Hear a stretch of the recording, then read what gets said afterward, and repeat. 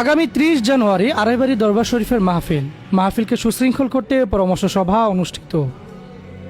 ব্রাহ্মণবাড়িয়ার কসবা উপজেলার ঐতিহ্যবাহী আড়াইবাড়ি দরবার শরীফের বার্ষিক ইসালে সাহাবের মাহফিল আগামী 30 জানুয়ারি জুমাবার অনুষ্ঠিত হবে। মাহফিলকে সুষ্ঠু ও সুশৃঙ্খলভাবে পরিচালনার জন্য আড়াইবাড়ি দরবার শরীফের মসজিদে একটি পরামর্শ সভা অনুষ্ঠিত হয়েছে। উক্ত সভায় সভাপতিত্ব করেন বর্তমান গদিনিশিন পীর মাওলানা গুলাম খাবির সাইদি।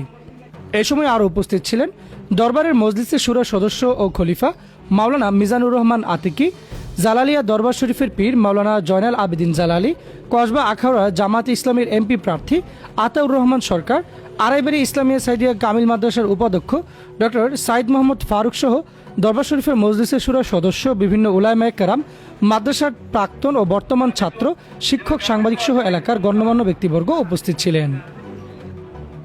মাহফিলে আইন শৃঙ্খলা পরিস্থিতি নিয়ন্ত্রণে ও মাহফিলের সহজতার জন্য বেশ কয়েকটি বিষয়ে আলোচনা হয় ও গত বছরের আয় ব্যয়ের হিসাব সকলের সামনে উপস্থাপন করা হয়।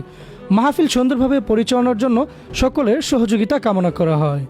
Saidul Islam, voice of Kasba, Brahmanbaria.